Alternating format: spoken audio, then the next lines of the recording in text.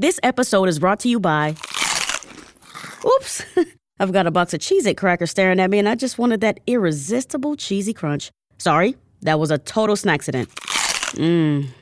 What was I supposed to be talking about?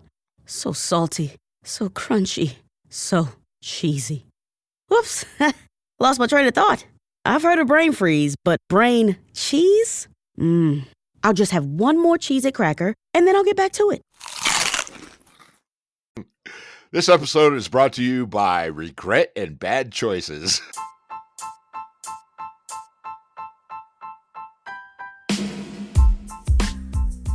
Are you ready? Starting now?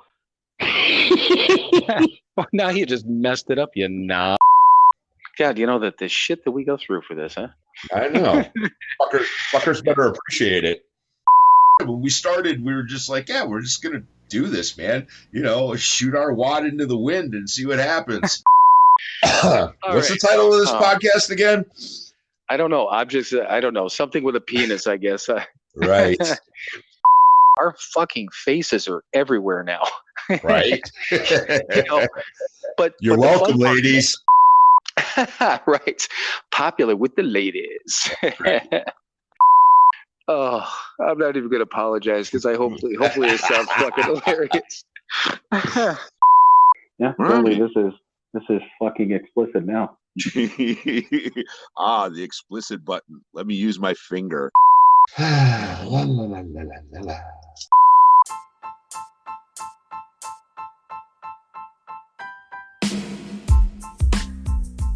It is time for another episode of Sober, Not Mature. And that episode starts now.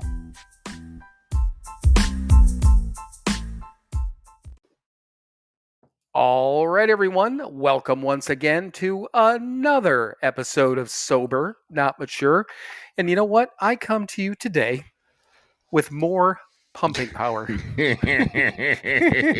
Your holes are stretched.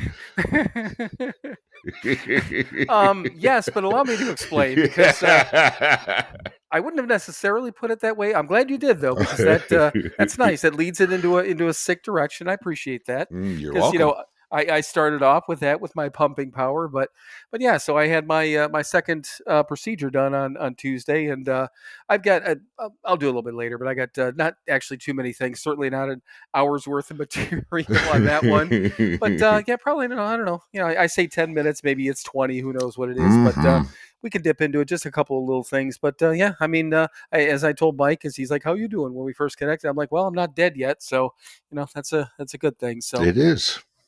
Yeah, but other than that, I mean, hey, it's good. I'm down in the Ozarks, got that done, and I don't know. I mean, it's same old shit, different day. But yeah, I guess that's about it on that. I'm living. So well, good. But I do have actually a couple of different things that I wrote down. Obviously, the surgery thing, just a little bit, some social media stuff about this year kind of winding up and that sort of thing. New Year's resolutions came up. I don't remember where I saw it, but a couple of months ago, and I wrote it down. But that'll be a good tie-in. I listened to a little bit, probably got a little bit. I might even listen to 3 or 4 hours of that Danny Trejo book. Nice. And because I mean, it's literally like 12 or 13 hours, and I listened to it on the way down here. But got a couple of quick notes on that, and then I don't know, a couple other things that at some point I know we want to read. We still want to read How It Works at some point, whether we do it tonight or save it for next week or whatever we want to do that. I don't know. I got all these different notes kind of in front of me. But oh, you know what? It's actually I thought about it the other day. We counted wrong. Our episode 200 is going to be with Jeremy. Is it? Yeah, because this is 198, and then obviously he's 2 weeks from today. So not that it's a big deal, but right. Yeah, whatever it was, apparently we can't count. So when we tried to count that out, whenever that was, a couple weeks ago, clearly we counted wrong. But yeah, so we'll have a guest on for episode 200. So it'll give us more reason not to do anything out of the ordinary. Exactly. That's what I thought. I'm like, God damn it, hashtag blessed. We don't have to do anything. Got to guess. Can't do anything out of the ordinary. But yeah, I think that's it. So I don't know. You got a reading? Should we start off with something other people's? What do you say? Other people's good thoughts. Say that again. What is it? Start my day rolling around some good thoughts in my head that aren't mine. It's kind of redundant. Right. All right. Yes, a reading. All right. Well, it is December, the 12th month. So a lot of the readings this week are 12th step. Right. What adjacent, something like that. Of course, in the 24-hour book, it's slip season. Yay! I know. God. Yeah, there was. Go ahead. Go ahead. No, go ahead. I mean, we've talked about it before, but yeah, it's just, I don't understand why it's, there's like a week and a half devoted to fucking slips right at the beginning of the holidays. Hey. Right. And you know what? And I wrote down there was one reading from the 24-hour book, and I've got the date and everything on here. And I don't remember exactly what it says, but I actually wrote that down to read it because I thought, we talked about this. I know for a fact last year for sure, probably the year before. And I mean, you and I know our opinions on slips and relapse and all that stuff. But you know what? It wouldn't hurt to. I think it'd be worth a 5 or 10 minute conversation on that. But I've got. Sure. I'm glad you brought that up because I do have that note on here that I'd like to read that section. So, cool. But yeah, I agree. It's like every day. It's like blah blah blah. Right. Slip, relapse, relapse, slip. Yeah, we get it. Slip yourself right into my fucking taint. Yeah, what he said. Anyway, but yes, so 12-step stuff, and the readings this week have been heavy on that, and this is from yesterday, and I thought it was pretty decent. This is from Keep It Simple, so here we go. December 4th. The measure of a man's real character is what he would do if he knew if he could read. The measure of a man's real character is what he would do if he knew he would never be found out. Some guy named Thomas McCulkey? Sure, why not? Anyway, we must live our new life all of the time. This is what the 12th step means by practicing these principles in all of our affairs. We try to be honest all the time. We don't cheat, and we tell the truth when asked a question. We learn that even if we can get away with something, we can't get away from ourselves. This makes our lives so much easier. Our relationships and our spirituality get built on solid ground. We also come to trust in ourselves. We depend on ourselves to do the right thing, and we do. How nice it is to count on ourselves. Prayer for the day. Higher power, make me strong enough to practice the 12 steps in all of my affairs. Action for the day. Damn it. Have I done anything that's bothering me? If so, I'll set up a time to talk about it with my sponsor. The two of us can figure out how to solve it. Okay, so since your sponsor is not on this podcast, what do you say? Let's try 7:05 real time. And so what's Mike? What's bothering you right now? My wrist. What did you do to your wrist? I don't know. I think I sprained it. Really? Yeah. It's been for a couple of weeks, no big deal. But anyway, that's neither here nor there. I went and bought myself a little brace today, and so hopefully I'll immobilize it and it'll get better, or I'll chop it off. You know what's funny is the those wrist guards I bought. I have I think I have 3 of them. I have two smaller ones that just go around like the thumb area because I've pulled like a thumb muscle or around in that whole area, and then I've got one that's a whole wrist guard because I've had I don't know, like almost like a carpal tunnel type of thing depending on things that I've done over the years. So I carry them with me because the key there is that, I mean, seriously, I know you said that's neither here nor there, but if you wear it, I mean, even if you're not wearing it during the day, if you wear it at night, the heat is what does it. First of all, it reminds you that it's there, so you're less likely to re-injure it. But the biggest key is that the heat on there, and I don't know, I kind of swear by them because I've used them for so many years. So all right, I wish on that side note there, I wish they had those. They probably do, but I don't want to spend $50 on one. Shoulders. I keep my shoulders are all, I got probably been fucked up for years. but I woke up Tuesday. Obviously, was the surgery, and I slept. I must have slept funny on my left side, and woke up, and I Funny mean my how. exactly funny, like I abused you, like your fucking shoulder hurts. Yeah, that's Uh-huh. goddamn funny. Right. Like a clown. um, but yeah, it hurt like fucking hell, and I'm like, well, fuck, man, I don't want to take any like I can take like a Tylenol type stuff. What do you call Mm-hmm. it? Why can't I think of the? Acetaminophen. There you go, acetaminophen. Jesus Christ, man, where's my fucking Mm-hmm. brain? Yeah. Um, but I didn't want to take anything going in for the surgery, and Right. it's didn't get any better. Obviously just laying in a goddamn hospital bed. Yeah. But and then finally, when yesterday I took some, or maybe I took some on Wednesday. I don't know, whatever the fuck it was. It's starting to feel better, but man, it's one of those endless things. Probably same thing with you. I mean, it's who knows with the work you do, Yeah. but you could easily or is what hand is it? What wrist? Right or It's left? the right one. Yeah, Of course. okay, or maybe I don't know. Yeah, right, overuse. I know. Yeah, just I couldn't help myself. Uh-huh. But when I read that that reading the other day, in the action part of it, I thought about, because I know we talked about this Mm-hmm. probably last year. I think we talked about it before. But Sure. on a serious note, is there anything literally in your, I don't know, in your life right now that's bothersome, or that's like Mm-hmm. eating at you? Right. I don't know, No. that you'd feel like talking about. Right. No, I mean, yeah, if there was, I would. Right. Yeah, fortunately, nothing that has anything to do with me and my actions and my behaviors. No. I'm my side of the street is fairly clean. There's some snow on it, but other than that, yeah, no, I'm good. I mean, yeah, there's shit that bothers me, but that's the powerless shit. Right. Other people, yeah, there's all kinds of shit that bothers me about other people, but but personally, myself, right now in this very moment, I'm pretty fucking good. Right.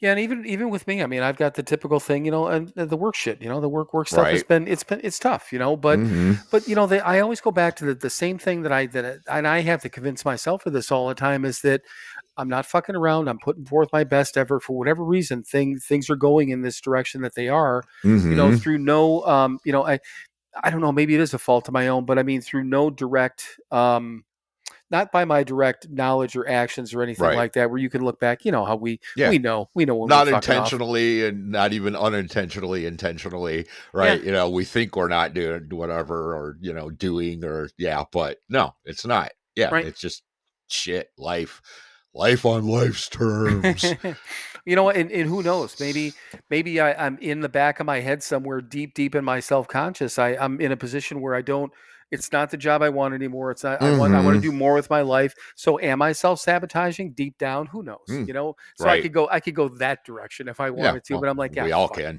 Right. Right. That's not fucking worth it, but yeah, I mean, for real things that matter, and like you said, your side of the street, and I think about it, is there anyone in my life that I have conflict with? I mean, there's one individual that is kind of acting a fool to somebody else in my life that's really important to me. And I think I told you about this. I'm not gonna bring it up on here, but right. And that causes me a little bit of concern, but there's nothing I can do about it. The person that I truly care about is handling it in the best way that person can, and the other person is just going to do what that other person's going to do. Right. So I don't have any conflict with that person, but I'm not going out of my way to interact with that person in any way, shape, or form. We've talked about that, Right. So, and this is somebody that I care about also, but right.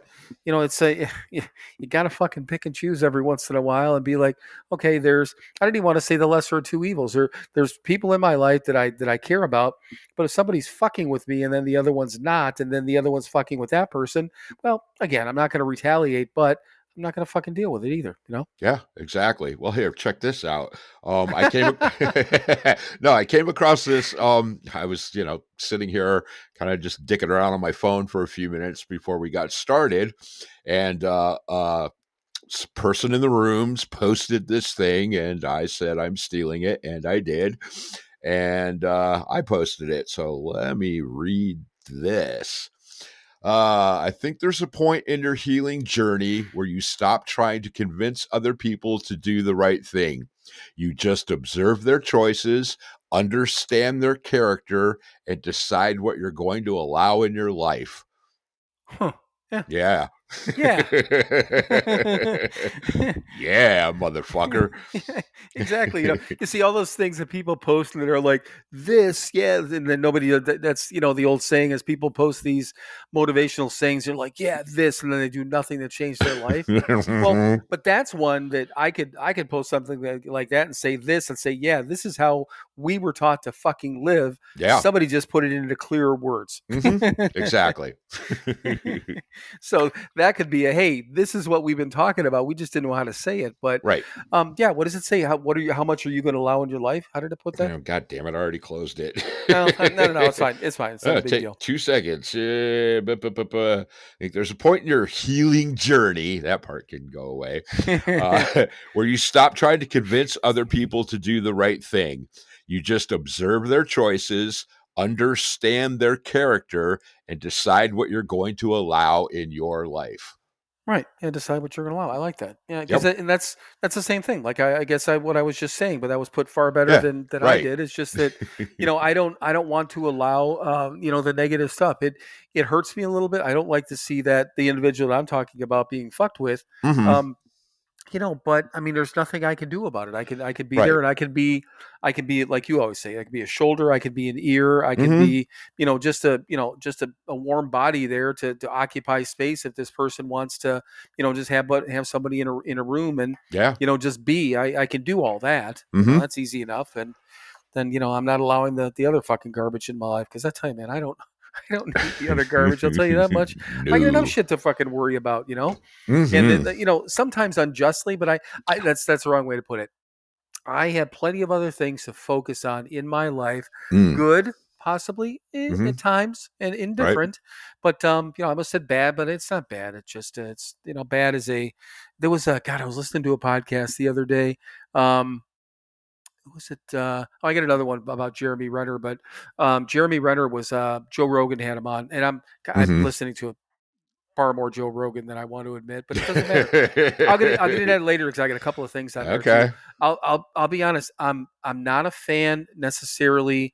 You know how to put this. I'm a fan of the conversations he has with people that I care to listen to. If that makes sense. Yeah, totally. I wouldn't go like I listened to almost all of Mark Maron's podcasts, even if I didn't know the person, because I knew that whatever conversation he'd draw out an interesting conversation, sure, with whoever it was, and it would interest me. Mm-hmm. And I've just been picking through different stuff with Rogan. But I tell you, I like the flow of the conversation. I like what he does. I like what they do in the conversation, and they'll talk about a topic, but also it's just random conversations. But anyhow, so Jeremy Renner said that is because he went through this whole thing. I mean, he was basically plowed under by a snowcat. Oh yeah, that guy. Yeah, remember that? Right. Yeah. That's why I knew the name. That's the only reason I know the name. What the hell is he in? He was like in some superhero movies or something. You know what? And I either forgot or didn't know about that, but he's in a show that I watch now called Mayor of Kingstown. It's a Taylor Sheridan show. So Taylor Sheridan does Landman and did Yellowstone and all those other fucking ones. But so I know him from that. And that's after the accident. I mean, he recovered from it really well, honestly. But he was talking about all these different things, and he goes, yeah, I can look at all these things. He goes, I got this, I got that. He goes, I could stack up all these, or say I had all these bad days. But he goes, really? He goes, they weren't really bad days. He goes, I had a lot of bad moments that I ended up working through. And he's not sober, because for a minute there I was thinking he was, but then he was talking about drinking wine every once in a while, this and that. So I don't think he's done anything with on a sobriety. He's not one of us. No, not at all. But I mean, he went through a tragic event and had to heal and recover from it. So I think he's got a whole different outlook. He's got this new lease on life, kind of like one of us would. Sure. But just without having to give up booze. Lucky bastard. Yeah, I know. But it was just when you said that, he talked about the bad moments, and I was driving someplace, and I'm like, yeah, that's what it is, bad moments, man. Right. But I don't know. It just there's so many things that we have to, and again, focus on or can focus on that's positive. We don't need all that fucking shit, Right. I barely have the energy and bandwidth to focus on the positive shit. I'm not going to try to focus on the negative shit. Oh, I know. It just takes too much work, doesn't it? Uh-huh. It's just way too much fucking work. But so that started off with the measure. It said something about the measure of a man is what he will do if he would never be found out. And I know we talked about that before in the sense of either never found out or if somebody's not watching and that sort of thing. Right. No, that sort of thing. Right. Exactly. Live your life like, the parrot would fucking, whatever. Yeah. Town gossip, blah, blah, blah. There's a bunch of different ways it's been said. Adobe Acrobat Studio, so brand new. Show me all the things PDFs can do. Do your work with ease and speed. PDF Spaces is all you need. Do hours of research in an instant with key insights from an AI assistant. Pick a template with a click. Now your prezzo looks super slick. Close that deal? Yeah, you won. Do that, doing that, did that, done. Now you can do that with Acrobat. Now you can do that with the all-new Acrobat. It's time to do your best work with the all-new Adobe Acrobat Studio. Yeah, that parrot, the gossip, the Right. parrot. The parrot. I know exactly what you're fucking talking about, but nobody else does. But Well, that's fine. the parrot and the gossip, and there was different ways to put it that makes Sure. sense, but. But no, I mean that's always and I don't really think about it much anymore. But I only think about it when we talk about it because, especially with the traveling that that I do and the alone time that you have and Sure. shit, even go back to the alone time that you had at in a couple years sober when you were on the road again, Right. And the fact that again we had it all these times, we have the time, we have the opportunity, we have the Oh, yeah. money. We just don't have Yeah. the desire to fuck up, Right. At least not today. Not today. Not right now. Yeah, not right at this moment. But yeah, I mean that is the thing. Why do we I don't know what keeps us, from doing all those things. It's the life that we want to live and realizing that maybe nobody's watching, but what's Yeah. the end result? What's the ripple? Right. You 100 miles away in a hotel room, you're still hurting somebody, right? Exactly. Yeah. Right. And again, always comes back to selfishness. I don't want the fucking pain and the bullshit that comes with it. And I always remember that there's pain and bullshit that comes with it every fucking time. Right. Yeah. And I know for a fact, I mean, again, and I'm here for another week, and Uh-huh. I'm by myself. Yeah, I got to work, but I work remote. Right. I got to Right. be on camera a couple of times. I could probably get through, and I could start drinking again if I wanted. I could go out, start vaping and smoking if I want my Sure. stents to collapse and all that shit. But the thing of it is that even if let's just go on a fucking whim out All on right. a limb or a whim or whatever you want to call it, or maybe out on a parrot. Let's go out on a parrot with a down gossip. All right. And let's say that I could reel it in, and Mhm. after 3-4 days. Okay, let's just Sorry, man, that just cracked my ass up, but go ahead. that's what I Right. said. Out on a limb in fantasy land and all that Uh-huh. stuff. That by the time I got back to Kathy's, I mean, then I have to live a lie, Right. and then I've got, next week when I get on here with you and all these different things. Yeah. So now I've got to start, even if it's not that I start drinking, let's just say I do something that's bad behavior, whatever that is, Right. that is, Yeah. maybe not sobriety threatening, or maybe I don't, I have to break my sobriety, but I do something that I know is out of, then I got to build a fucking lie. And that Mhm. we've talked about before is a Mhm. lot of fucking work. Yes. How did I find the time? I don't know. So you don't think I could reel it back in after 3-4 days? I know I can't. Yeah, I know. It's just I had to step back into that fantasy for a minute. Yeah, I don't think there's a fucking. I know for a fact Right. there's not a chance in hell. And I There's not a mean, fucking yeah, chance in and hell. why would you fucking want to? Right. Well, exactly. But that's the 2 whole or point. 3 Yeah. drinks. Or even 2 or 3 days. Just binge it out for a few days Right. and figuring, could I reel it back? There's no fucking way. There's just no No. goddamn way. Nope. Thoroughly convinced. Not Yeah. a chance. Exactly. But that goes back to the note. I wrote down a note, so can't get away from ourselves. And Yeah. finally, I wrote down on here that I think it said something along the lines of, finally we're able to actually count on ourselves. Right. And we're honest and we don't cheat. And there was more to that. But I mean, there's, things that, and yeah, I think that's I think it's important, just as important, that maybe even more important, the fact that people can count on us, I think is huge. And it's heartfelt. And I love that people can count on us. And, like Kathy said, when she was out by you, that she doesn't worry about us, drinking anymore, which, Right. First you were like, hey now. Right. But then you're like, yeah, my first thought, of course. Ooh, good. I got one suckered. Yeah, but then you're like, you know what? That's how nice to give somebody that, that to give somebody that, is really what exactly. it is. By doing this work, we don't have to allow, we can give people the freedom to not have to worry about us all the time, at least not those basic worries, Yeah, exactly. And I mean, and again, back to the selfishness, but the fact that I can count on myself today is fucking huge. I mean, yes, other people count on me, yes, it's nice. And, most of the time, occasionally it's a pain in the ass, but that's okay. That's part of it. And that's fine. I'm cool with that. But yeah, the fact that I can actually truly count on myself, it's a little strange sometimes, even after 15 and a half years, it's still a little weird that, fuck, man, I'm reliable even to myself. Yeah, but it's great. It's wonderful. And I'm truly thankful for it. It's one of the gifts of this thing that I'm fucking, my God, I can count on myself. Wow. And I know normal people are like, well, yeah, of course. That's the only person you can count on. Well, hey, guess what? For fucking 20 years, I really couldn't count on myself. So it is a big goddamn thing. So fuck you. Yeah. Hey, normie. You normie motherfucker. You don't get it. You fucking get it. Come talk to me when you understand what I'm talking about. Right. Thank you, Joe. Thank you, Joe. But yeah, it is. It's amazing that, and that's why I said. I mean, it's probably just, if not just as it could even be more important to, to be able to count on ourselves. It is. It's fucking weird. It's fucking weird. I mean, we know we can be counted on, but we also know that we know before anyone else does that we can be counted on. Right. Very bizarre.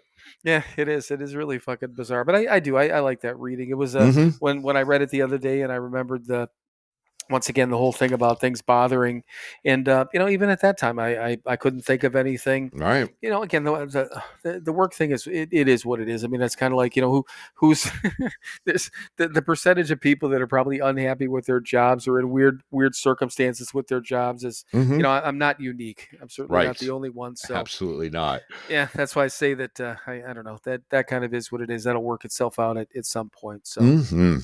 So cool. What else? Anything else we missed from that, or anything else? I don't think we missed a damn thing. We're all reliable and shit. God, we can rely ourselves to thoroughly go through a reading. Yes, we can. All right. So, let me talk about the terrible year thing, and I think we talked about this. This kind of goes along little bit of the same lines. We're reliable in our mindset and what we learned and all those different things. And so I'm seeing on social media, more and more towards the end of the year. It's probably the last month or so, and it will be, till the end of the year. But everyone how the year was terrible and already regretting next year. There's all these fucking memes, and I'm just like, the one that I saw yesterday or the day before, and I wrote down, the meme said this year was like being awake during surgery. Okay. Which was kind of funny, but then I'm like, why I never understand. And it's been this way. We've been doing this for 3.5 years. And I think we talk about this every fucking year. Yeah. What was so bad about this year? I mean, from a society standpoint, is there anything that happened in society that made this year really bad? I mean, I can't remember just the gentle decline, but that's, always, but yeah, again, what do you choose to focus on? Yes, things are turning to shit. Things have been turning to shit for a long time. So fucking what? My life's all right because I make sure my life is all right. Again, responsible. But truly, I mean, yes, there is a slow decline. You can't argue that. But so what? not, I mean, personally, no, my life's all right. Again, bad moments, but so fucking what? There's been some great moments too. My life is fine. Why? Right. Yeah. Look around. Really? Your life's that bad? All right. Well, why don't you do something about it? Right. Instead of posting on fucking Facebook or Instagram, "Ooh, it sucks." Okay. Well, maybe put your fucking phone down, walk outside and rake your leaves, or, shovel your snow, or, mow your lawn, plant a flower, fuck, I don't know, do something to make things better. Right. Yeah, and I, like you said, I mean, slow decline. I mean, and I get it. I mean, from the political landscape has been a shit show for years, even before, I'll say even before Trump, and even before Biden, even before whoever the fuck was before him. Can Trump. You say Richard Milhouse Nixon? But I mean, all of them. It's almost 60 years ago. Yeah, and I mean, all politics have been a fucking mess, and the economy goes up and down. And back in the Carter years, when interest rates were, home interest rates, mortgage rates were what 30%, and gas, the whole gas crunch, and people waiting in line, and all this different stuff. I mean, and I remember the first year that we got sober, the people were, when I worked at that place out in Rocky River, gas prices went through the fucking roof. Right. And I remember a couple of people, the collectors there, and people had been there for a while, so they were established, not like brand new collectors. Mm-hmm. But I remember the one guy complaining about fucking gas prices all the time, and then he's talking back and forth and just in a general group, and then he's like, "So what are you going to do if gas prices get to this point?" I'm like, "I don't know. I'm going to put fucking gas in my car. And I'm going to come to work. I mean, what else am I going to do? You know?" And he's like, "Well, I'm good at this," and I'm like, "Oh, well, fine, go do that." Yeah, go do that. Right. I paid $2.27 a gallon today. Yeah, and I mean, gas prices are cheaper down here. Kathy was kind of amazed because when she got gas, it was I don't know, like under, it's like $3.50 or something like that, $3.60 for premium gas down here. And I told him, like, it always is. It's cheaper, down in this area for premium. Yeah. But I don't know. It's this. It doesn't and that's why. Kind of made the point, we've been doing this for X number of years now, gone through this cycle, this end of year cycle, at least this might be, is this our third year or fourth year? We started in 22, so 22, 23, 24, 20. I'm counting, I'm counting on my figures right now. Right. So this is starting our fourth year. Yeah. So this is our fourth cycle through this end of the year thing. Mm-hmm. So I don't know. I mean, all 4 years were different. Yeah. But I mean, the same, I'm sure the same fucking people are complaining about the same goddamn things every fucking year. Absolutely. Guaranteed. Yeah. And I'm sure they have the same job. They have the same spouse or significant other. Same fat, ugly wife. Same stupid kids. Yeah. And I wasn't even going to say wife. That's why I said significant other. Cause I'm like, because some chicks out there with some fat fuck, some lazy fuck for a husband, but all that stuff. And, they've done nothing. Again, back to this, and then they do nothing to change their lives. Right. So I don't know. I mean, I can take a look at this year. This year started off, I had one of the best trips I've had since I've been traveling. That was that whole Phoenix trip, that 7 weeks or whatever. Mm-hmm. But great from an experience standpoint, but it kind of fucked me financially. Right. Kind of for the entire year, because then my income has been lower this entire year. So the work thing has not been great. So I've had that, right? Mm-hmm. So I started with a great trip, then I've had some work stuff. And then, I mean, I don't know, I'm sure there's been shit that's happened that's weird, but then, what a great time we had in, getting all the family together in Chippewa Lake. Right. My friend got engaged. Mm-hmm. And I cried when he asked me to be his best man. And I mean, I fucked up my leg. I had the worst wound I've ever had in my life on my leg. But you know what? Gash. Oh, it was a fucked up gash. But you know what? I didn't allow that to get in my way. There was just one trip, that trip that I was on, that I didn't do the full hike, because I mean, literally it just fucking happened. I wasn't gonna go down. That's the one where you said you would have had to go down like whatever it was, 500 and some steps. And then you're like, yeah, you don't want to do that, because you'll be like, well, I guess I live here now. Exactly. When I got down there, I wouldn't have been able to get out, But yeah, and then I roll into the end of the year and I have a fucking heart attack. Yeah. But you know what? I lived. Okay. Mm-hmm. I mean, if I would have died, that wouldn't have made my year any worse. I mean, I didn't know any better. Right. Might have fucked up a couple other people in my life, I suppose. Yeah. But but the thing of it is, like I said before, I mean, obviously, I came out of it, I found out, and all these different things, and everything happened. Whether everything has to happen for a reason, but I got it fixed. But the positive I take out of that, like I said, and kind of jokingly, but also serious, is that I felt really loved and cared for during that time frame, Right. because again, you get these true feelings out of all these people that are close to you, and it was really, again, it's a fucked up way to put it, but it was really nice. I mean, I don't want people to have, to feel pain or suffer or sadness, but it's like, goddamn, okay, that was nice. Yes, right. Yes. Perspective, man. How do you want to fucking look at it? Hey, ooh, I had a heart attack. Oh, poor me. Or, hey, fucking people like me. Ooh, that's nice.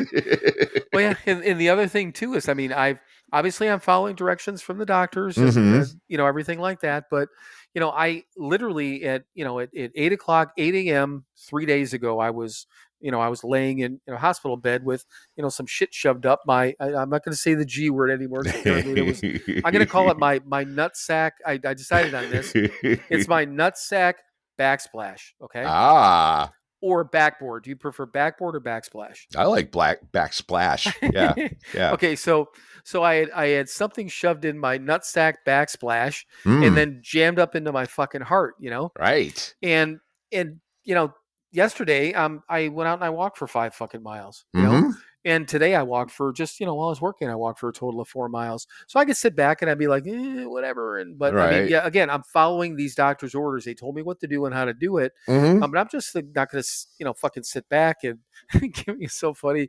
The last time too, and even Kathy, she's like, as I'm, kicking around on Thursday when she was still here, she's like, I can't believe you just had a heart procedure 2 days ago. And I said, well, I know I told you guys the last time I was fine, but I'm like, now you can actually see it. I wasn't lying, I was. And, she's like, get out and walk and blah, blah, blah. So yeah, I don't know, like you said, perspective. And yeah, I'm sure you've had, I know for a fact you've had your ups and downs in life in general, at your work life. Don't let me put words in your mouth, but I think that you've also had a good year, right? Yeah. Yours been fine. Yep. Yeah. What do I want to focus on? And again, when I'm sit here and spend a whole lot of time looking back, right? I'm sitting here right now in my house. It's warm. The lights are on. Talking to my friend. It's fucking things are great. Fuck. Yeah, I know. It just I don't know. But it's the same thing we just said a couple of minutes ago. What are you going to focus on? What are you going to focus on? And what do you want to? I don't know. How do you want to live your life? Do you want to live? Do you want to be fucking miserable and focus on the negative, or you want to be kind of okay and happy and hey, shit's not that bad, right? Yeah. And again, the overall decline. How much am I going to let it affect me? Not much. Right. Not much, man. I'm not going to allow myself to be degraded because society is fucking degraded. Fuck society. I've been saying that since I was 15. Yeah. Fuck the man. Yeah. But yeah, and with with this, and we talk about it all the time, and I'm sure it might come up in the next month or so, but this, this fucking New Year's resolution shit. And that's the one thing, and it was like a month ago when it came, when I heard it on the radio, some article that they were talking about, but they were, and I think it was probably probably October, I think, when this article came out, and whoever this person was, kind of had the same mentality as us. They're like, New Year's resolutions are great, but so many people, wait and plan and blah blah blah, and then they build up these big expectations. And then they fail because, they can't live up to their expectations, And the idea was, like this article said, kind of like we talk about, number one, if a change needs to be made, do it now. Yeah. Or do it incrementally over a number of months. You don't need to make some big fucking grand statement. If you want to start working out or doing something like that, fucking do it gradual. Start on the third Tuesday in June if you want to, and then put goals for yourself of what you want to do every X number of days or months. But I don't know, fucking New Year's resolutions, fuck them. I've never made one. Right. And I don't plan on it ever because exactly. I don't know. You're setting yourself up to fail. We got sober in April. Right. Yeah. And again, completely unplanned, but Mhm. you know, I mean, hey, what the hell? I mean, and that's the thing, you know, if when people, I don't know, I know people. Well, I don't know people. I probably do. We probably know people that, you know, planned on specific dates and maybe stuck to them, you know. Hmm. You know, but I've heard stories like that when people have tried to plan that. Okay, I just need to get through this, and then I'm going to do this. I'm gonna, you know, try to get sober, whatever it is, and you know, Hmm. I don't want to say usually, but yeah, usually Right. it just doesn't work, you know. Yeah. Well, you know, right. It's the old joke in the rooms, man. How do you make God laugh? Tell him your plans. Yeah, exactly. Exactly. So, okay. Couple of things about so Danny Trejo. Hmm. And if anyone who, if you don't know who Danny Trejo is, and you're a Who the sober fuck are individual, you? yeah, exactly. Yeah, I don't know. Look it up because I can't. Heh, He's you'll he's know fucking him. yeah. You'll know him in a heartbeat, even if you don't know his name. But so any idea, you Mike, since nobody else can answer me, Yes. do you have any idea what his sobriety date is, or how long he's been sober? It's like early 70s, right? August 23rd, 1968. Oof. Shit. He's All right. so this fucker's been. I mean, he's been sober longer than I've been alive. Right. And And you I were was one. Yeah. Wait, what was it? August? Yeah, August of 68. Yeah. So I was like 1.5 years old. Yeah. So you're 1.5 years old. I wasn't even fucking born. I was Mhm. literally a month and a day away from being born. So so he said that he is and this cracked me up because I remember it in some of the movies, but he said he's the most killed actor in all of Hollywood history. Nice. Which I'm like, that's fucking awesome. And I remember some of the movies where he got killed. Like he was in, and I know you've never watched Breaking Bad, but he was in Mhm. Breaking Bad, Sure. and they ended up he got beheaded in there, and then they put his head on a turtle. It was just Right. long story. I mean, that was kind of his nickname type of thing. But All right. so he started running meetings at prison. So yeah, if anyone Mhm. doesn't know, I mean, he was in prison. He was a fucking badass dude from like 12 or 13 on. I mean, he's Right. Yeah. family all fucked up. He was all fucked up, and Yep. just he was in a bad way. Heroin addict when he was a young teen. Right. Oh yeah, I think Yeah. first time he did heroin, it might have been 12, 13 years old, Yeah. something like that. Mhm. So he started running meetings in prison simply to help the prison keep their accreditation for having meetings, which I thought was kind of cool. Mhm. But he also wanted to be the chairman, so he admittedly got involved in the meetings and got other people involved for selfish reasons. Because Right. they said, hey, if you do this, we'll make if you help us keep our accreditation, you could be the chairman. So he kind of wanted to be big time. So Sure. that's why he built the meetings. Mhm. But then he started to see the changes in himself and others. So I was just like, it's so here's a couple of things. First of all, you get used to it, but he's not the best reader in the world. Sure. Okay. Right. He's just not. And Right. he's maybe he is, but he's not good at reading out loud, Mhm. basically. You know what I mean? Right. And he's more of a like a somebody that's really bad at reading a script, I guess is the easiest way to put it. Mhm. But you don't really think about it too much because his stories are, number one, they're just fucking crazy, you know. But they're engaging, and you're like, Jesus Christ. And this dude's been sober for 57 fucking years. Yeah. And I mean, it's just so interesting. I don't know if from a sober standpoint, great book, great guy to listen to. Mhm. I think even as he talks, it's very sobriety focused, at least the parts I've been in so far, because it was Sure. such a big part of his life. Yeah. I don't know how the rest of the book's going to be, but I would even think that anyone who just likes him as an individual and wants to hear a story of just an individual that was fucked up and Mhm. literally headed for, I mean, there's no reason in the world why he should have ever gotten out of prison, that Right. he ever should have gotten out of the system, Mhm. and that he shouldn't have been dead, when Right. he was, he should have made it to like 25, Sure. had none of this stuff happened. But I don't know, I'm enjoying the fuck out of it. It's Cool. it's a lot of fun. It's a lot of Yeah. fun. Yeah. Yeah. I mean, yeah, he's a cool dude. Yeah, I mean, just just fucking ridiculously cool. Okay, Mhm. so let me I want to jump back into that reading from the 24-hour book, since we were kind of dicking around about slips. So this was from December 2nd. Okay, this is the thought for the day. So this is the opening of the reading for anyone else who doesn't know this, how 24-hour book is set up.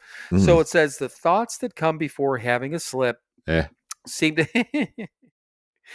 be partially subconscious, and yet likely that at least part of these thoughts get into our consciousness. An idle thought connected with drinking casually pops into our mind. That is the crucial moment. Will I harbor that thought even for a minute, or will I banish it from my mind at once? If I let it stay, it may develop into a daydream. It may begin to, I may begin to see a cool glass of beer or a Manhattan cocktail in my mind's eye. If I allow the daydream to stay in my mind, it may lead to a decision, however unconscious, to take a drink. Then I am headed for, I'm just going to say relapse. It says slip here.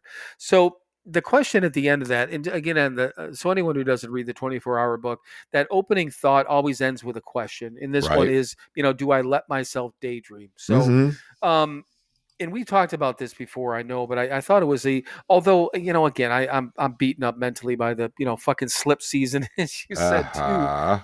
But I think this one is probably my, if I have a favorite, I like that one because I think it talks about things that make sense more than just, they could have done just this reading. That could have been enough for slip season, in my opinion.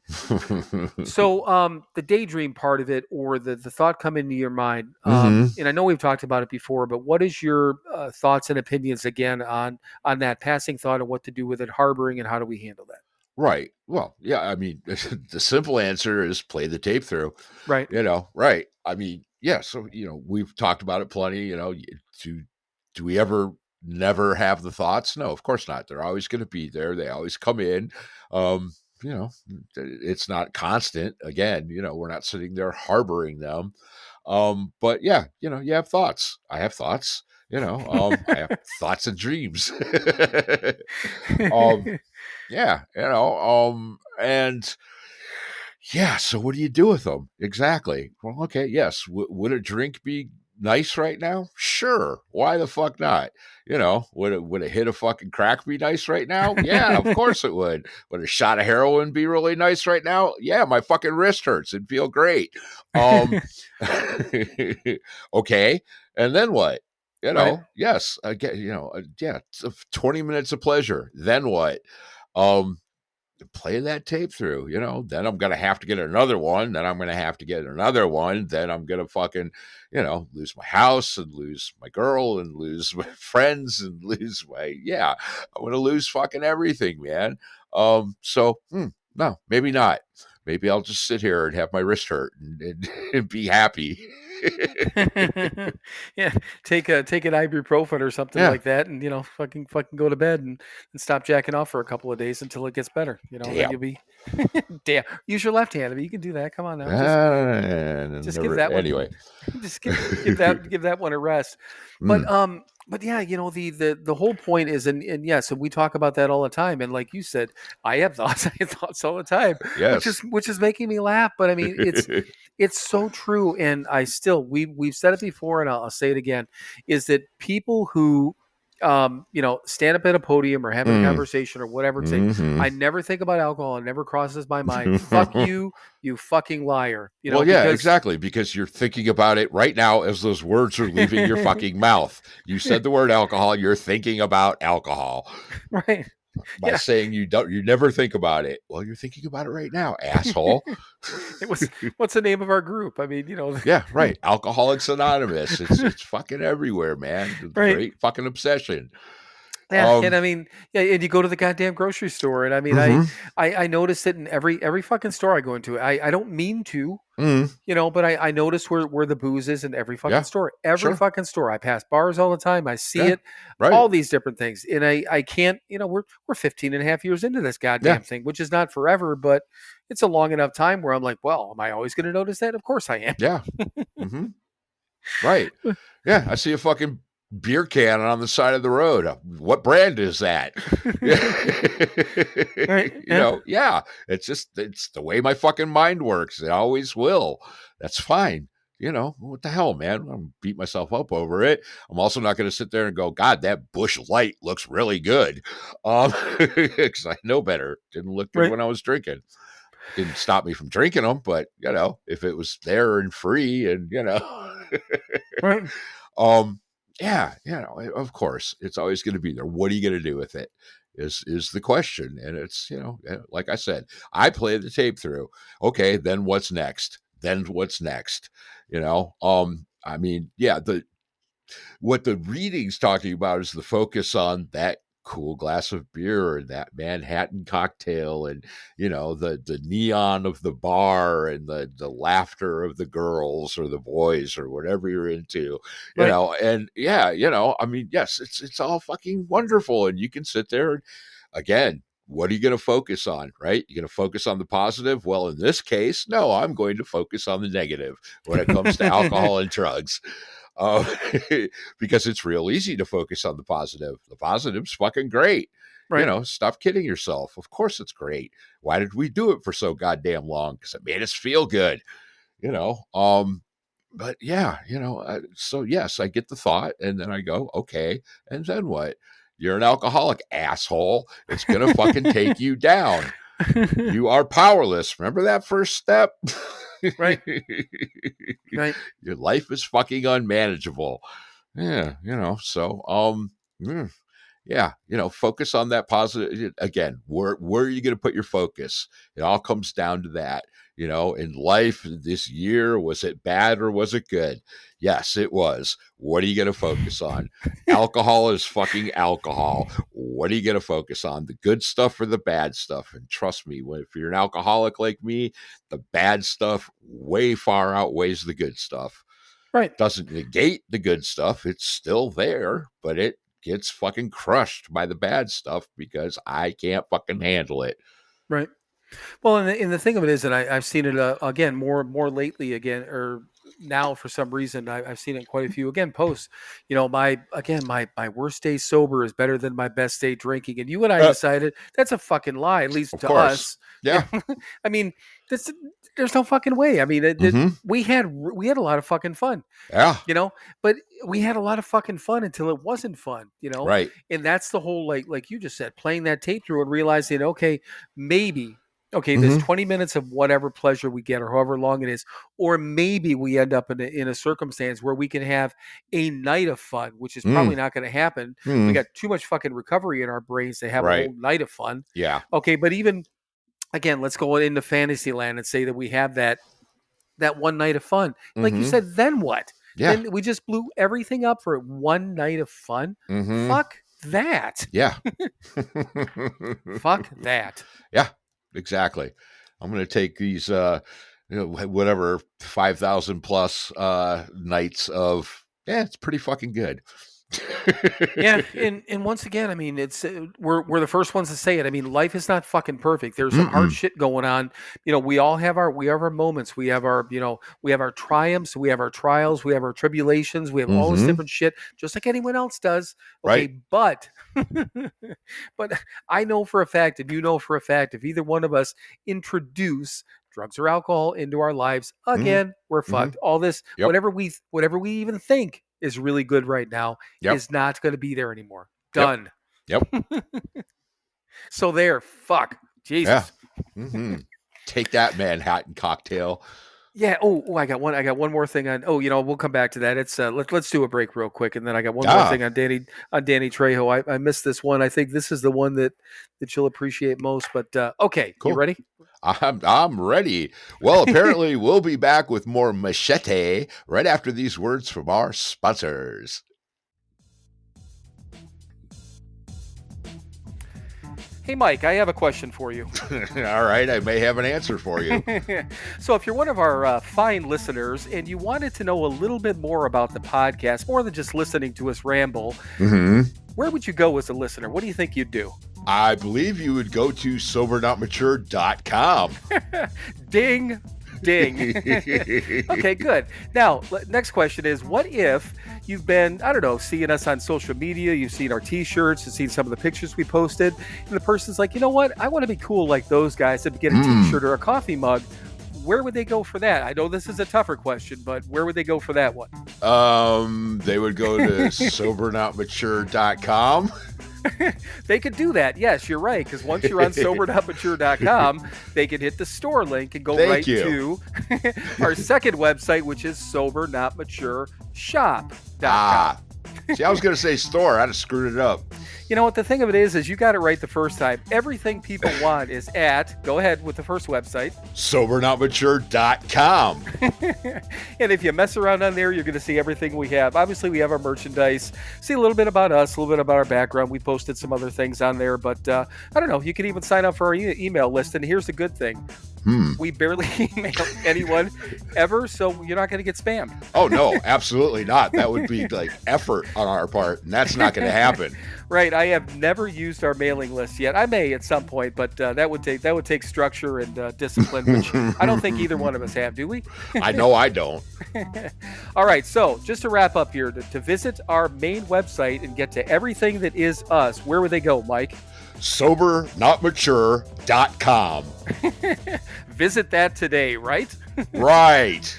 Okay, I think we're done. Are you done? I'm done. Bye. Bye. This podcast is brought to you by Carvana. Carvana lets you buy your next car on your terms. Explore a massive inventory online, filter for what matters, and find your perfect match. Then choose delivery to your home or pick it up at one of Carvana's iconic car vending machines. Every car also comes with a 7-day money-back guarantee, so you can make sure it's the right fit. Buy your car on Carvana. Delivery or pickup fees may apply. Limitations and exclusions may apply. See our 7-day return policy at Carvana.com. Carvana.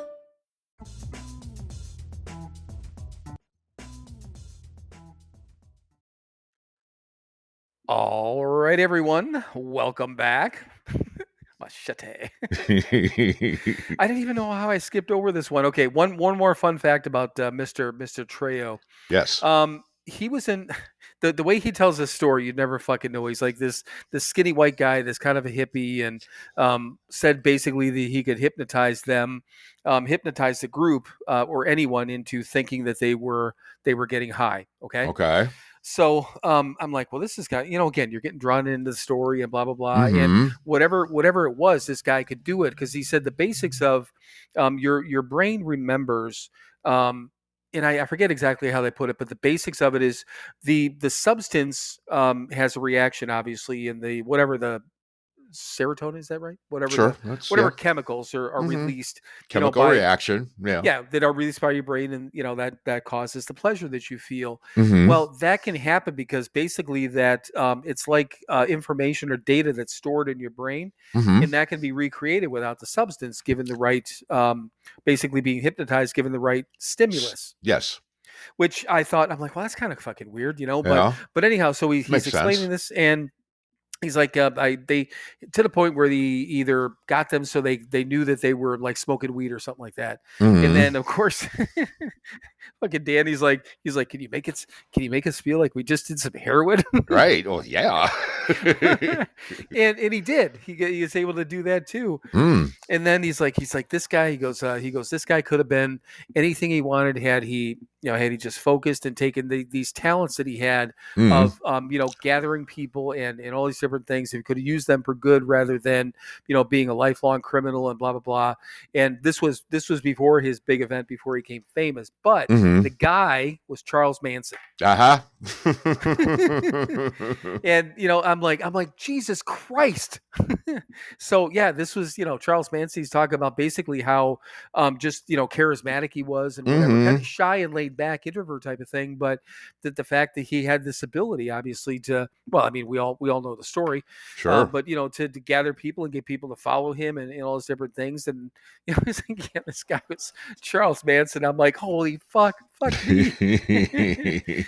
But yeah, like I accidentally skipped over that one. So okay, so back to drugs a little bit. I'm gonna give you my quick recap of my surgery thing, because it involves drugs. I was able to get a freebie again. So Cool. The short story is Kathy was going to fly down here. Her flight got canceled. She ended up driving down, which I thought was wonderful. She ended up driving all night. And I didn't know she was going to do that. I went to bed before she did it. I woke up with I'm going to drive, and it was like 11 o'clock at night or whatever. I would have suggested against it because I didn't necessarily need her to be there that day. But she drove down here. She was, like 3 hours away by the time I got up. So it is what it is. Right. But she got down here safe and blah, blah, blah. So good. I drove myself over to the hospital. She got there because I had to be there 2 hours early anyhow to get me prepped to do the whole thing. Didn't put me on anything yet. And then she came in, she was hanging with me until they were going to take me back. And then I had asked I think when we were right before we were going to go back, into because they were, I was in the ER, but one of the rooms off of that, like the outpatient clinic side of things. Right. But again, kind of like you'd see on a TV show, like a big open room and then just separated by curtains, not in a physical room. So, then I said, I don't know, whatever we were talking about, because she was like telling me what the procedure was and this, and I'm like, I know, yeah, I had the one before, so same type of thing. At least I'm comfortable, with what's going on. And I said, she's like, don't worry, we'll give you some, medication, whatever, and some anesthesia. And I said, last time they gave me Versed. Is that same thing? Because I said I never really was out. And she's like, actually, we'll give you Versed, and more than likely you're going to get some fentanyl too. And I almost said something, and I'm like, fuck it, man, they know what they're doing, And I'm like, well, I get to do up some fentanyl. All right. So I don't know if they gave it to me. I think they probably did. But so I got Versed again, and maybe some fentanyl. So I can now say I'm done. I've been done by. I haven't done it. I've been done by some fentanyl. All right. But the funny thing is that so. This time, which is weird, I think whatever they gave me, whether it was the double dose like that, and that's why I'm thinking they probably gave me some of that. I never went completely out again, but as I was thinking back, things were like hazy towards. I wasn't really there as much as I was the last time. I felt like I was more present the last time. But it was funny, right before she gave me the start of the Versed, she's like, okay, we're about ready to start giving you the I don't care medicine. And I'm like, yeah, go ahead. It was funny because I was sitting there and I was waiting for the feeling to come over me. Because I'm like, trying to figure out when it's going to hit me type of thing. And I don't remember what it did. So that's why I'm thinking that whatever happened. But so this time they ended up stitching me up rather than having to, pull the sheath and do the pressure and that whole thing. So, I mean, I only had to lay flat for 4 hours this time rather than 6. So that was good. That was a little bit of a break. Right. I didn't have to go to ICU this time. By the time I got back to the room in the recovery room, they didn't have me on any IV drip or anything like that. I still had the blood pressure, still had the, pulse ox on my finger, that sort of thing, monitoring that and doing whatever. And even when I got back to the room like that, they really didn't even check the incision all that often. I did, as I, because I'm just kind of taking a peek there because, they give me this whole thing. They're like, so just so if you feel like, things, feel any wetness down there, or feel like you like went to the bathroom on yourself, let us know immediately because that means you're bleeding, Right. And I'm like, no, I remember that from last time. I said, don't worry, I'm not gonna, don't feel like bleeding out at this point, Yeah, rather not. But the only thing was it was done so early, and then I was by the time I got into the room, out of the laying flat part was down in the room that I started in, and Kathy had left she left probably 3 o'clock or something like that because she was like about cashed out, at that point. Yeah, right. And then they took me back to the room, so it's like 2:30. Then I'm like, fuck, man, I'm just sitting here. I gotta be here all fucking day. And at that point, I'm like, I just want to go home. Not go home, but I just want to leave. It was actually it felt almost worse because like the last time I was laying, I really wasn't able to be mobile till like 11:30 at night. So it was I don't know. It was just part of me just felt like it was like a really long fucking time. But the nursing staff was great. The doctor, he came in early. He did his rounds. I think he was there before 7. I didn't forget to do my readings when I went to bed. Got that. That wasn't anything. I woke up early enough when they came in to take blood. I had set my alarm for, I was going to do a 6 a.m. because they said that normally the doctor made his rounds around 7. So I'm like, I want to get up. I want to do my prayers and then do my Right. readings. And Mm-hmm. I think I did my prayers like 4 or 5 when I get up to go to the bathroom. I'm like, I'm going to get this done now. I can do my readings, whatever. But then he came in and he did all that. And, he kind of said, everything's good. You want to go? And I said, yes. So then, it just took them a little bit to kind of organize things, but they got me out of there relatively, quickly. I think it Right. was, I don't know, 10:30 or so. Yeah. By the time 10:30, whatever that was when I sent that text by. But yeah, because Kathy was going to be there. She was on a call until 10:30. So I was ready to go by like 10:30. She got there at like 11, whatever it was. Right. So that was all fine. But yeah, one of the nurses towards the end, she's the one that was doing the discharge, and I mean, very cool. And she came in like part of that morning shift that day, so I didn't really interact with her too much. But she was talking about, I don't know, we were talking back and forth, and she asked what brought me to the area and blah blah blah. And Mm-hmm. so I talked about that a little bit. She's like, oh, she goes, I used to do a lot of hiking. She goes, I lived in Colorado for years. She goes, I lived in Breckenridge. I'm like, are you serious? So I'm like, that's where my daughter and son-in-law got married. And she's like, where did they get married? So we're talking about that. It was just kind of fun, the small world. Yeah.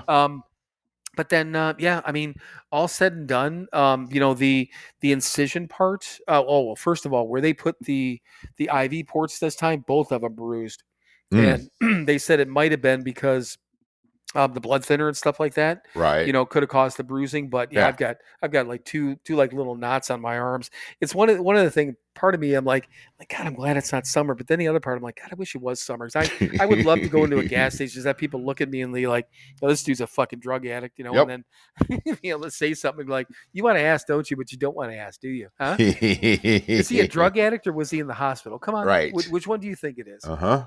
Because I would fuck with people if I had the opportunity, but really.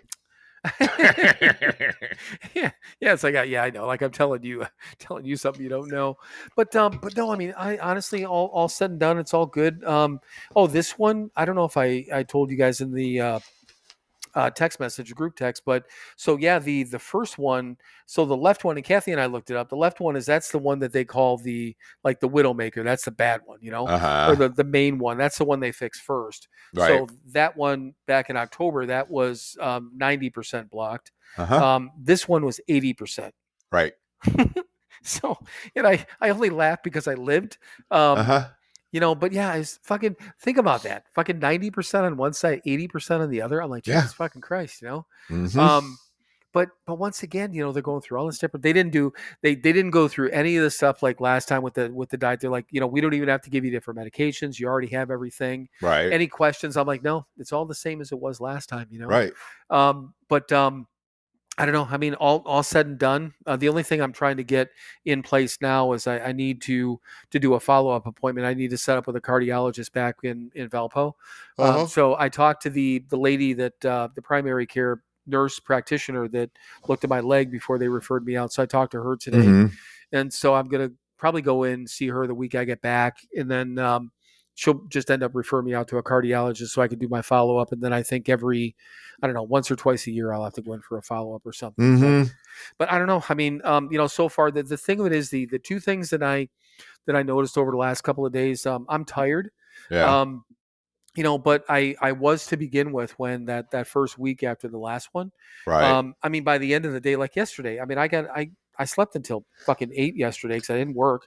I took off yesterday. Yeah. And then all said and done, having to work today. I mean, I went to bed. I'm like, I will try to get to bed early. I went to bed, get stuff ready by literally went to sleep by 10. But it's like, 9:30, quarter to 10, and I'm doing my 10 step and my, my prayers. I'm like, and I mean, again, I slept till 8. I mean, Jesus Christ. But but that's, and I looked it up and it's normal. They're like, yeah, I mean, your body is recovering from, even though I don't feel, it's fucking weird. I mean, yeah, my backsplash hurts, Yeah.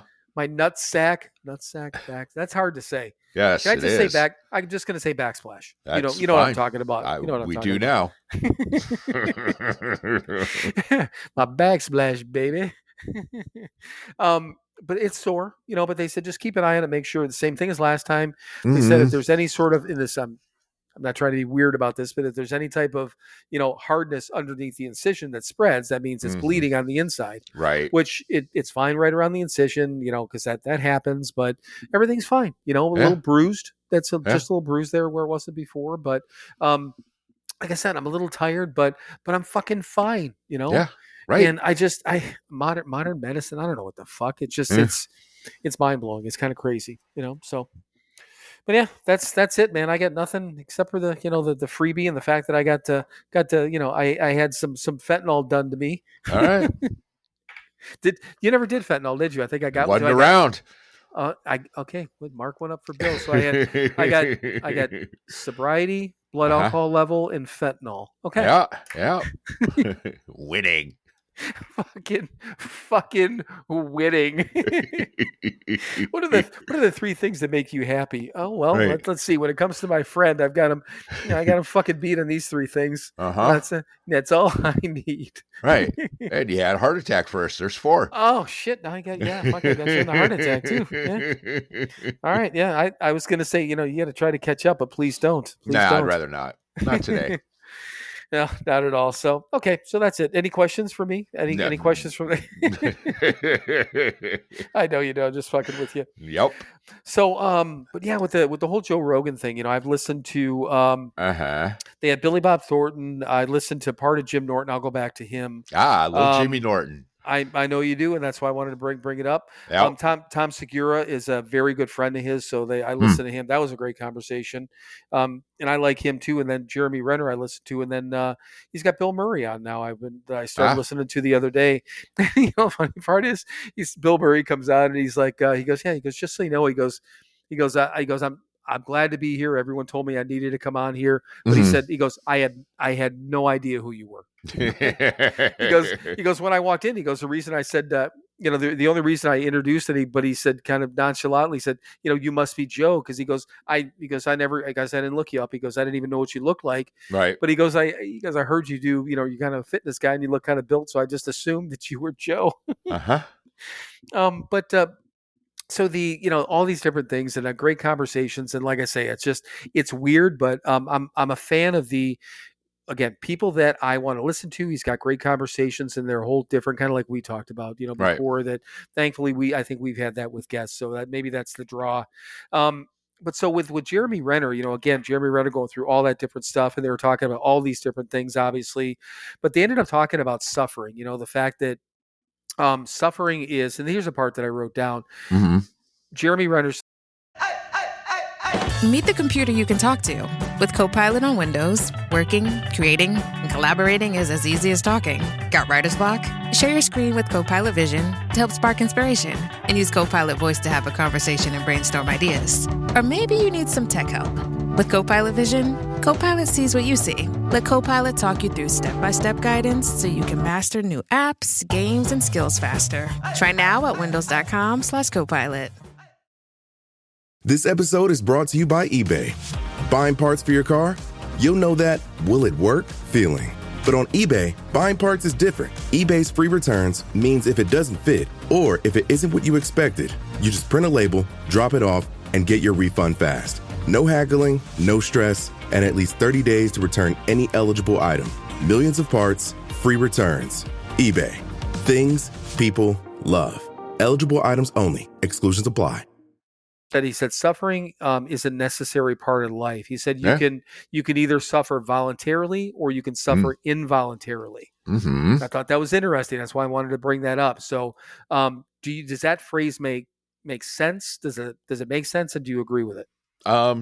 Yeah. I mean, well, yeah, of course, pain and suffering are part of life. Absolutely. Right. You can do it voluntarily or involuntarily. Right. Which, I mean, again, goes back to it's part of life. It's going to happen. Right.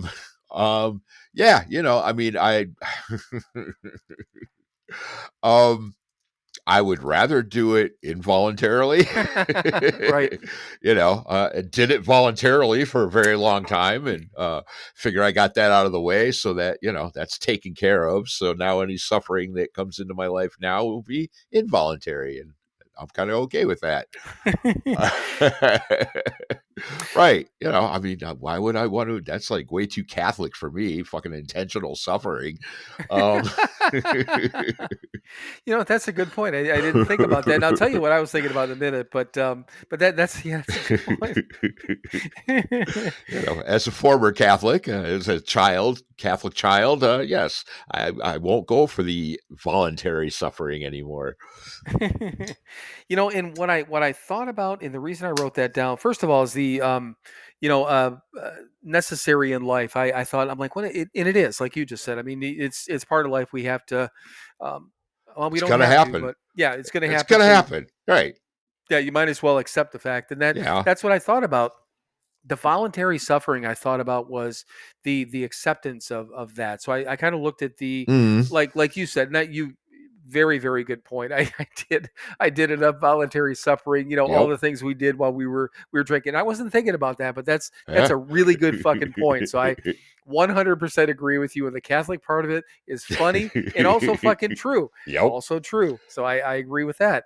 But I thought about that from an acceptance standpoint. I'm like, okay, I can choose to the involuntary. I'm going to suffer one way or the other. And I thought about the involuntary part of like, not coping with it or not accepting it versus the voluntary part of it is like, okay, this shit's going to happen. It's part of life.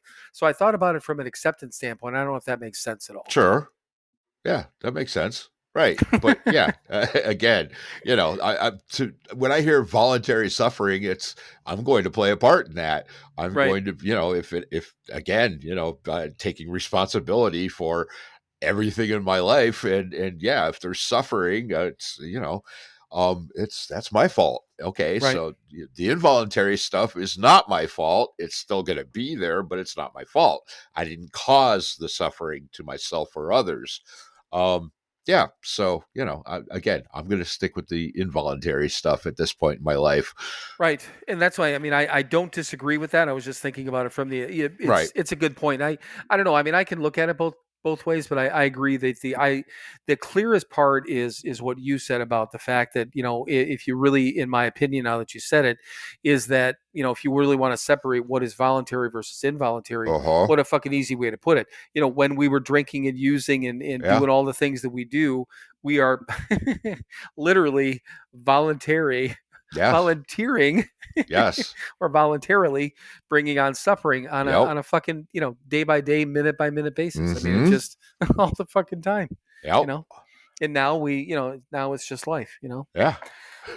Like you said, life on life's terms.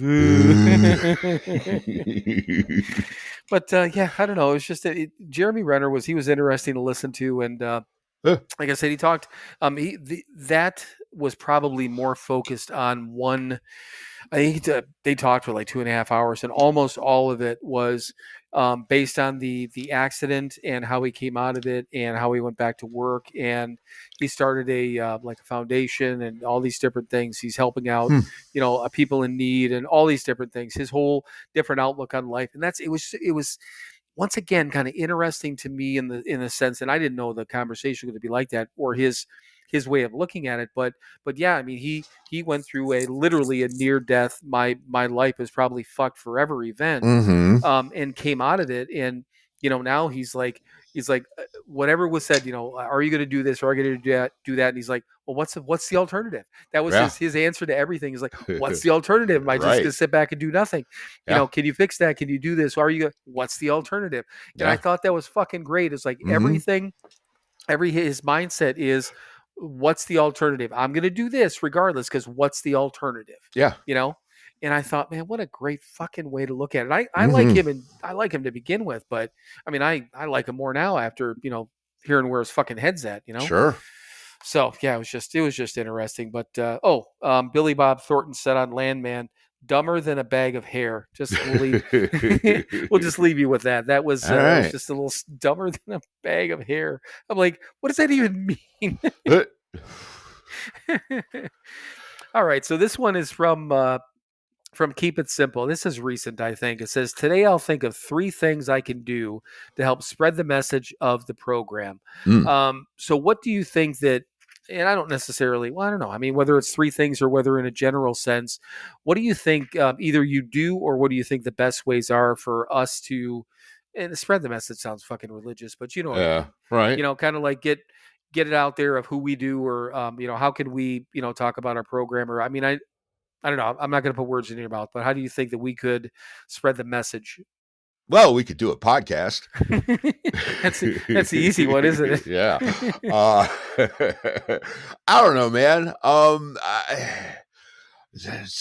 You know, yeah, again, religious proselytizing. Right. Yeah, you know, not my scene. But you know, clearly, if someone asks, or you know, just be an example. You know, attraction rather than promotion, Right. kind of works for me.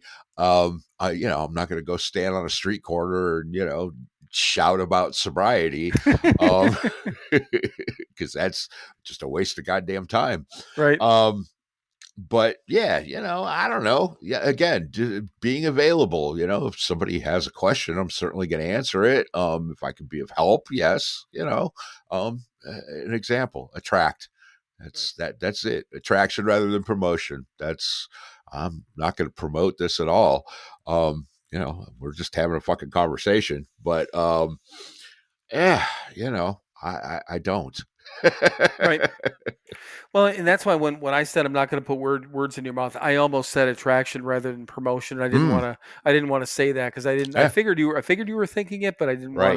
want to throw that out there. But so and that's what I literally when I read that, the reason I wrote it down is because it is what we talk about, and it's what the whole mindset of Alcoholics Anonymous is the attraction, not promotion. Mm-hmm. And you know, our mindset of not getting out there, and you know, you're not supposed to, and we don't. Yeah. You know, we don't preach about it. We don't try to, you know, draw people in. Like you said, you can't drag people off of bar stools. All Right. of this shit.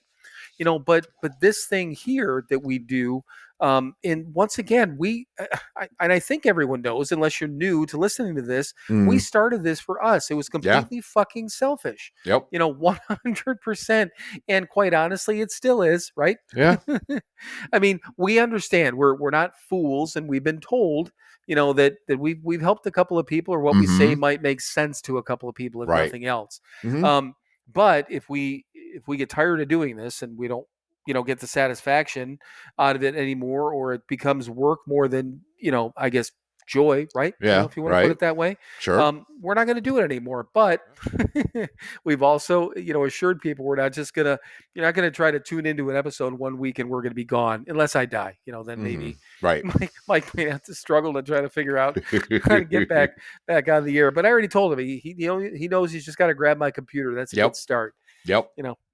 So he's I'll got figure that it out part. from there. Right. Yeah, once you have this piece of equipment in front of you, then, you know, even if you need some help, I mean, anything that anyone needs or you would need is right here in this little portal that I'm on right now. Yep. But yeah, so I mean, the podcast is one, but that's what I was thinking about. You know, I mean, because even going to a meeting is really not. I mean, telling our story up in front of a bunch of alcoholics. I mean, it is spreading the message, but is it?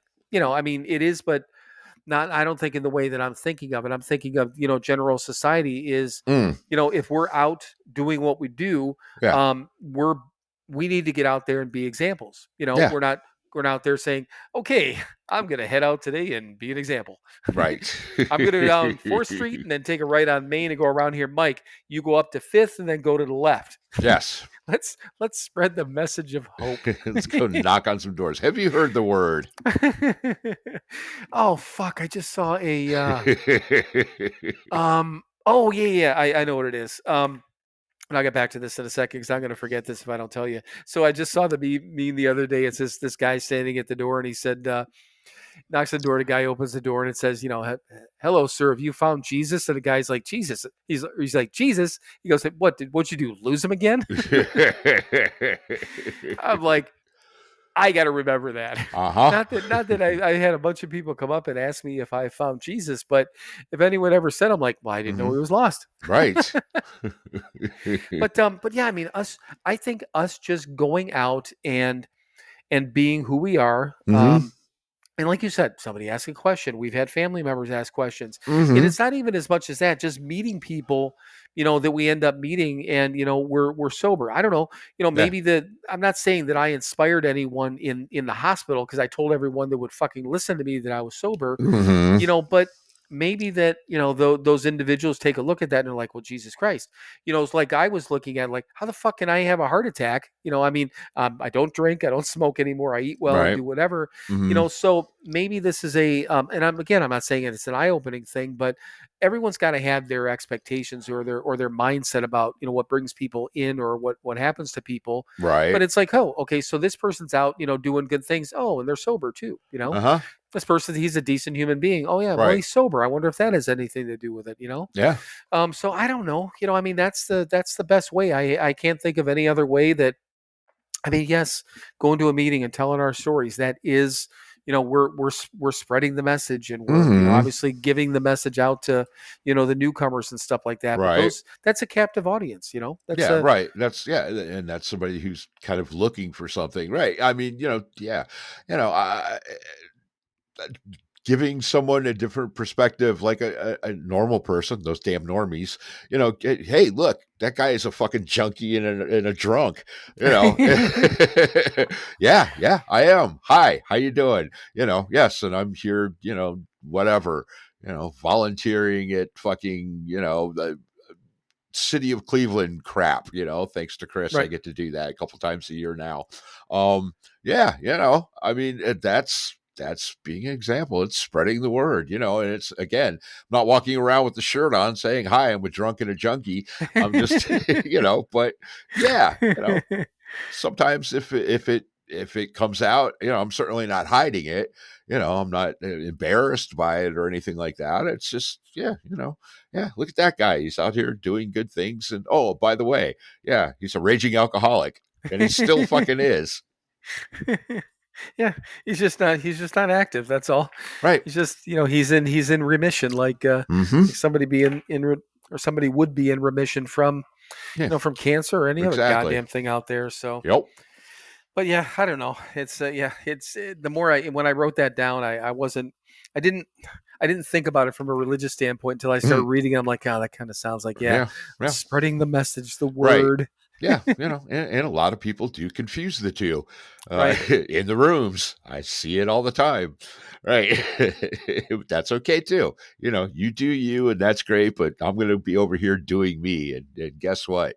It's got nothing to do with any of that. Right. And that's okay.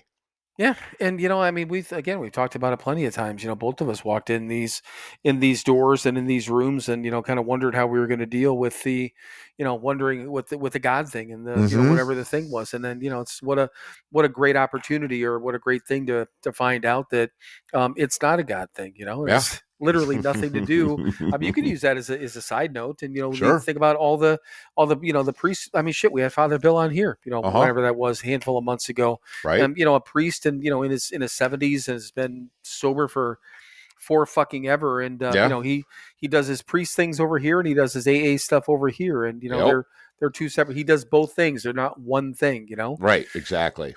Which I don't know. I think that the first time I think it was probably Who Do You Know, the first time I heard a priest give a lead, and I don't know, that was a kind of a big eye opener for me, because I wouldn't have known how a priest would handle that sort of thing, but it was very comforting to know that a priest is going to just they separate it. They're like, there's your thing over there, and here's our thing over here, and I'm like, well, that's that's lovely. It's is absolutely fucking lovely. All right, so one more quick one, and this was, I don't even know if this was in a reading or if it just came across my head.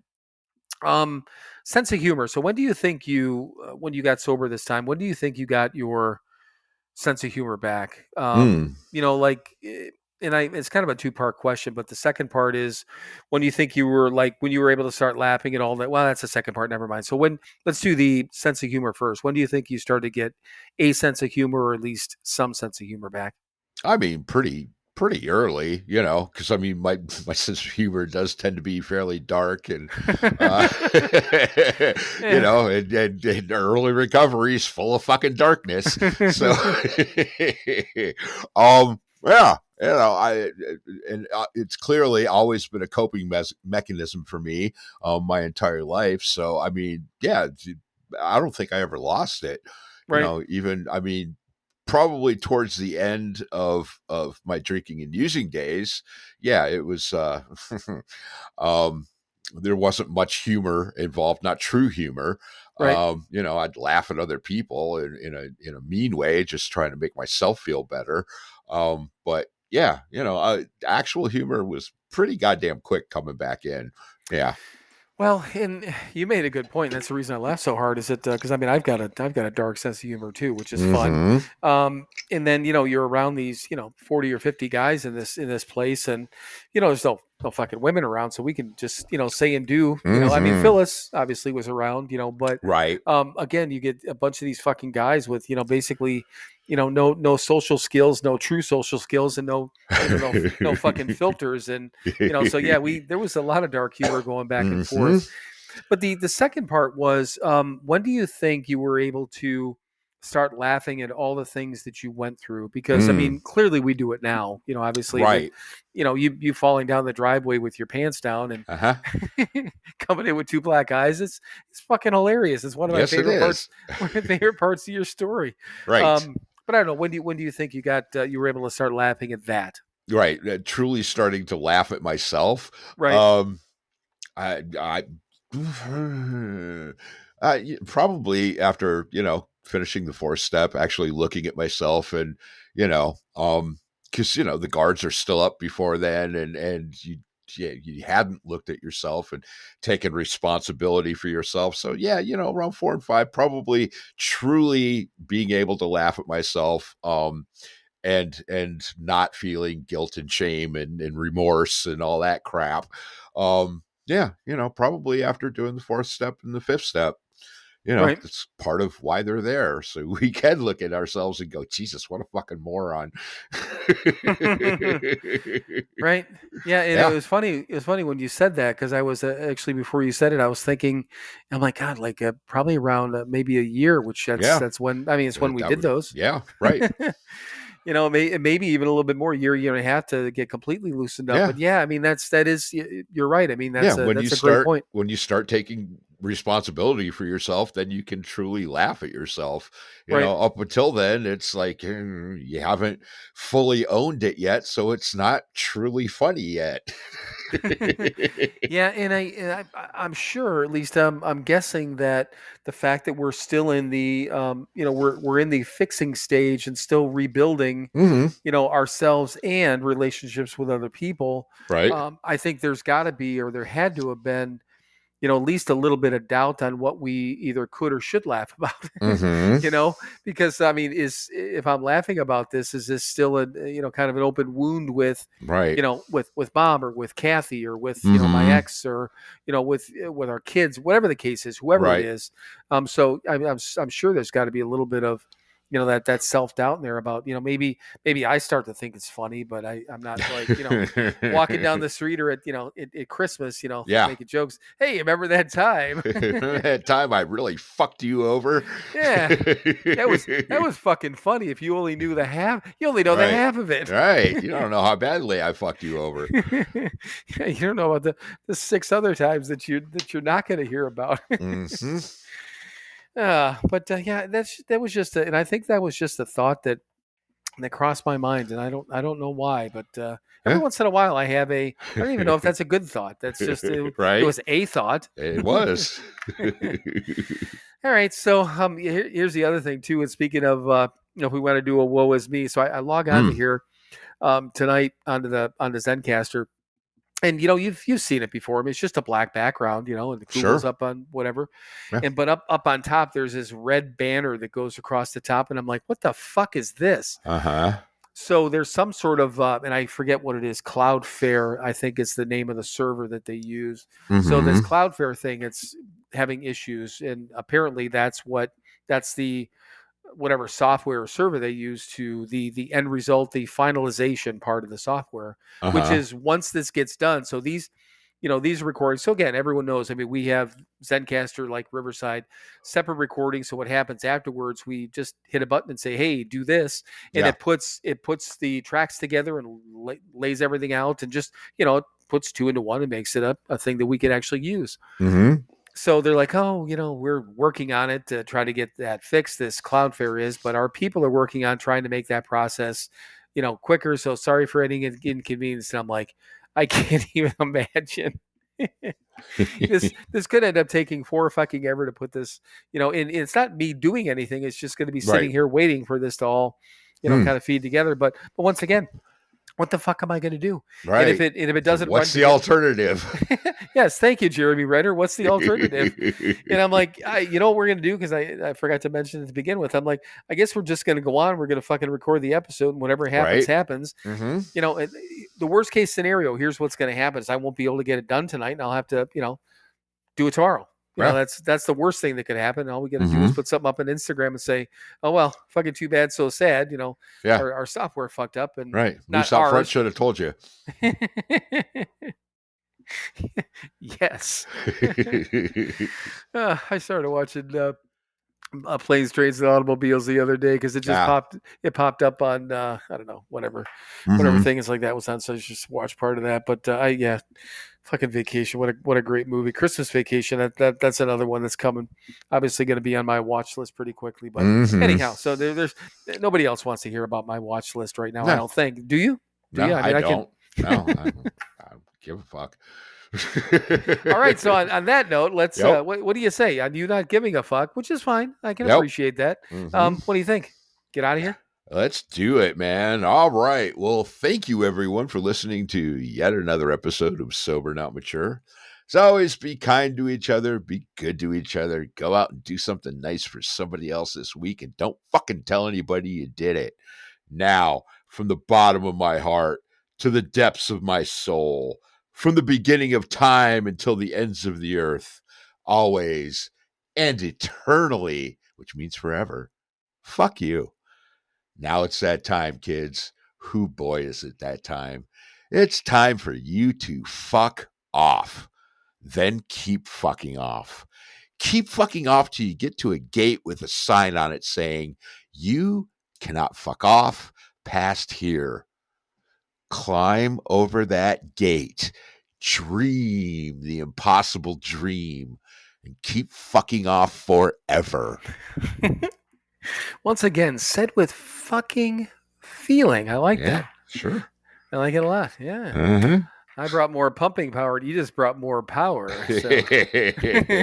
All right. But yeah, I think that's it. I got nothing else. I don't know. I got to be here for another week. And this weekend, I think I'm going to go kick around some hiking trails. Oh, real quick. It snowed the Monday night, so obviously Tuesday is when I had the surgery. I said they're getting this fucking winter weather advisory, and I'm like, oh fuck, are we gonna get nailed? Like, because Wisconsin was getting like a foot of snow, right? Indiana was getting fucking hell. I think you guys got snow and all that stuff. Yes, we did. And I'm like, oh fuck, that's what's happening down here. And I look and they're like, it's the most 1 to 2, maybe 3 inches, right? And I'm like, winter weather advisory. I'm like, okay. So then, it snowed enough to, to cover up the roofs and whatever. And this was on Monday while I was working. And then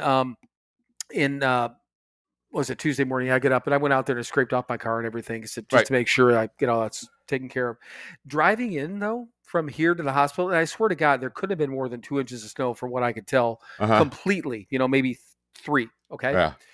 I get on the highway and I'm looking, I'm like, it looks like it snowed like, I don't know, really bad. And they didn't have time to clear off the highway. And I'm like, the highways in Cleveland or Wisconsin or in Indiana, they would have been completely fucking dry at that point. Right. And I'm driving along. I'm like, I don't even know if this road could be completely fucking icy because there's, like you see in the middle of lanes and stuff like that, still slushy and shit.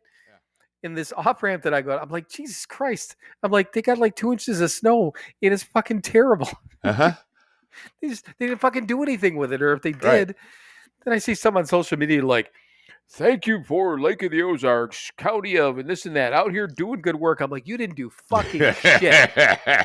You guys, quit congratulating yourselves and pat yourselves on a fucking back. Right. Learn how to take care of almost no snow. It's called salt and a little bit of scraping. You're done with it. You fucking idiots.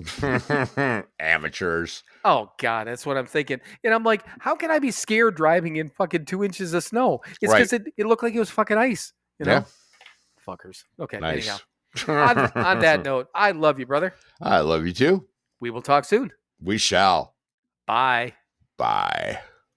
And now it is time for you to fuck off. Then keep fucking off. Keep fucking off until you get to a gate with a sign on it saying you cannot fuck off past here. Climb over that gate, dream the impossible dream, and keep fucking off forever.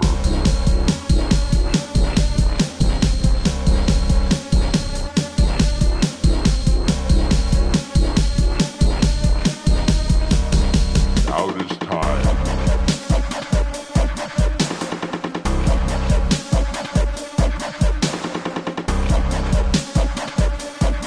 Fuck off.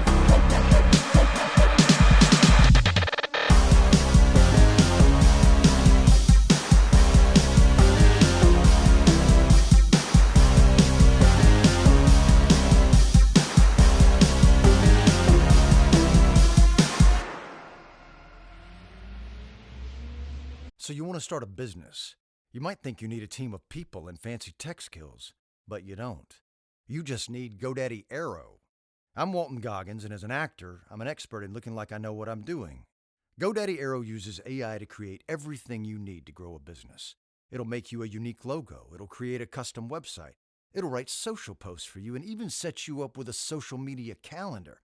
Get started at GoDaddy.com/Aero. That's GoDaddy.com/AIRO. Hey, Ryan Reynolds here for Mint Mobile. You know, one of the perks about having 4 kids that you know about is actually getting a direct line to the big man up north. And this year, he wants you to know the best gift that you can give someone is the gift of Mint Mobile's unlimited wireless for $15 a month. Now, you don't even need to wrap it. Give it a try at mintmobile.com/switch. Upfront payment of $45 for 3-month plan equivalent to $15 per month required. New customer offer for first 3 months only. Speed slow after 35 gigabytes if network's busy. Taxes and fees extra. See mintmobile.com.